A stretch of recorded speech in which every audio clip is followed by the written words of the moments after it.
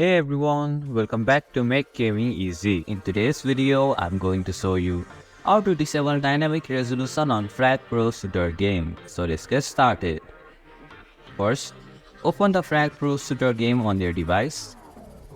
Tap on the settings option from the top right corner of your screen. Now, go to the experimental settings. Within the experimental settings, you can find the dynamic resolution option. To disable the dynamic resolution, tap on the tick mark right beside it. And this is how you can disable dynamic resolution on Frag Pro Shooter game. Thank you for watching Make Gaming Easy. Hope this video was helpful. If it was, then hit the like button and comment down if you have any questions or feedback. Also, if you are new to our channel, please subscribe and hit the bell icon so that you won't miss our upcoming videos.